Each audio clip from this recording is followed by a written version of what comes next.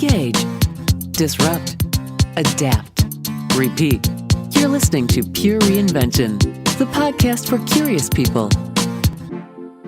Welcome to this episode of Pure Reinvention, where we create space for the unexpected by inspiring a reinvention lifestyle. Bonnifer, we've had a fantastic August. It has been fantastic. So let's recap kind of real quick. People are on vacation, right? Pace is a little bit slower in August from a work standpoint. A great time for a little podcasting and executive development and really some key takeaways. And I think this month, Pure Reinvention did deliver some key takeaways. I agree. There's a lot happening at Michigan Municipal League. I think with summer, we heard about learning to live with chaos. We all have it. We all experience it. Many of us who are always seek to be those overachievers and accomplish the next goal have a really hard time with that. And I thought that was a really good lesson. I think this idea that she introduced about preconceived paths toward a preconceived goal, letting that go is really important.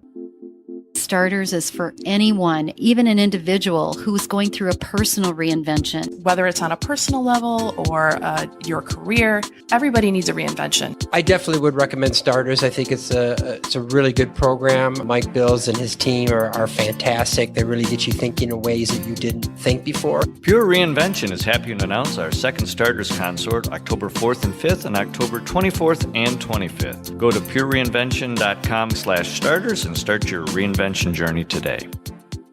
Talk a minute, Bonnifer, about how we learn to let go of things that in our mind we have so firm and make so much sense, right? And just I've got it all designed exactly the way I know it should be. And then apparently the world doesn't always agree with that. Right. It's interesting because I could really relate to Summer's story. She used the example of her run training, her marathon training. And that was a great example. I think for myself, as I'm looking at new programs for my organization, I have to be really mindful of the fact that this is a volunteer organization that I'm working with, and they are part of the building and creation process. And so I have to be really careful not to marry to the idea. Because I can alienate volunteers along the way. Mm-hmm. And so I think that's true even for a for-profit setting. As you're developing new products, you want to make sure you're actually in touch with your customers. Right. Otherwise, you get yourself into a place where you think you have this really brilliant idea, but you haven't been listening to anything around you, and then you end up with a product that no one wants. Well, let's talk about that for a minute, because I think that purposeful disruption, right? We've made disruption a part of the step one in the Pure Reinvention process, but we're going to put purposeful in front of it because either as a leader, you have opened yourself up to a little bit of chaos to make sure you're never so static that it becomes unhealthy. Right. And secondly, you create enough space so you respect the other trends in the world that are going on that you have to interact with. Yeah, great point. It would be foolish to not recognize the way in which consumers today are interacting with an Amazon, the way they are consuming media. Right? There's some things that are happening that are very non-negotiable, that are neither good nor bad. They're just factual, and we have to ask ourselves in our own purposeful disruption in our own businesses how we are incorporating those things. Right? So we ask the question first, how are we incorporating these trends that are in our world into our own business? Right. Because the people that are members or customers who consume whatever it is we are producing, they live in that world every day.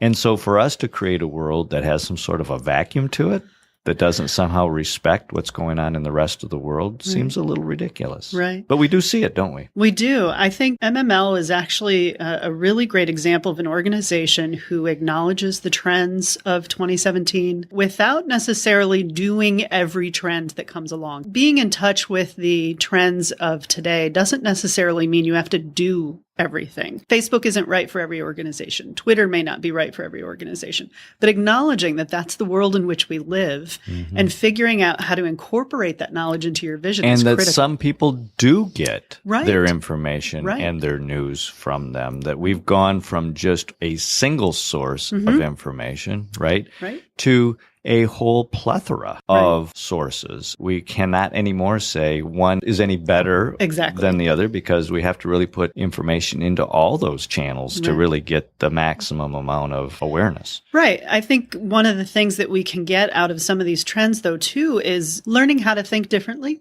So one of the things that really struck me with our interview with Dan is this idea that the Michigan Municipal League was sort of growing beyond their members' mission. And by that, his reference to making Michigan a better place. How do we make Michigan a better place? That's a pretty big idea for an association whose members are municipalities. And for those of you who don't work in municipalities or in government, innovation is not necessarily something you associate with someone who works with the government. It's a slow process working with the government. Change comes slowly. Innovation is not the first word on the top of the list. And yet Dan has skillfully examined the world around him and figured out how to change his thinking to adapt to that. So not necessarily adopting every trend, but using those trends to think differently about his own organization. So let's talk about this for a minute, because I think this is phenomenal. You do this as well, Bonnifer. That's why you're a co-host. How do we think differently? I think one of the most important things is interacting with new people with different voices, people that don't think like us. So step one, if you want to think differently, then start to spend time with new people who are different than you. Exactly. Dan talks about it in his little bit of discussion about collaboration. He refers to, we call it a Rolodex, even though it's not really a Rolodex anymore, but the Rolodex of an executive director today is not the Rolodex from 20 years ago. And I thought that was a really smart point to make, that you cannot begin to embrace what's happening today if you stay in your own little world and you talk to the same people about the same things. So interestingly enough, in Detroit, of course, we see a lot of the robustness and the economic development that's been going on there. The new investment is public-private. Right? Not single source, but multiple source investment, because we have to put these different partnerships together, think differently in order to get different results. Right. I think that speaks to the pure reinvention process beautifully.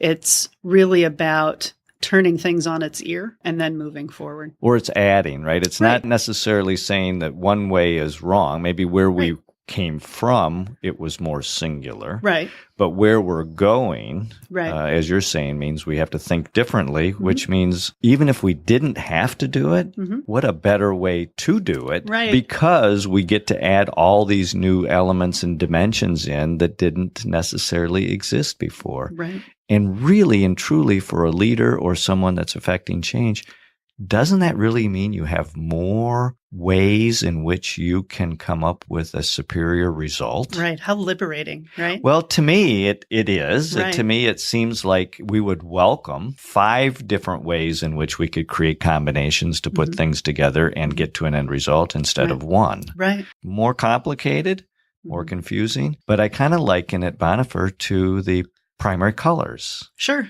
Right? Just 3 primary colors. But out of those 3 primary colors, we have a rainbow of result. And so it just seems, as a leader, your search should always be for what else can I add into our focus that gives us a different combination of elements and therefore different or enhanced results. I think the other benefit to having multiple voices or multiple perspectives available to you is that you get practice simplifying. If you think differently about something and you're talking with multiple people about it and they think very differently than you, you're forced to speak about it in a way that's very simple so that they can wrap their head around it. It's just good practice as you move forward. If you're vetting an idea with people that don't think like you and it's not resonating, well, that might be a signal that you're either not messaging well or the idea doesn't really have merit. So I think it would be a very big disservice for my organization if I surrounded myself with people who only think like I do. Bonnifer, I want to thank you for the co-hosting opportunities that you've participated with for August. Your messages from a very practical, realistic standpoint, I think are going to be huge takeaways for those who have chosen to listen to these podcasts.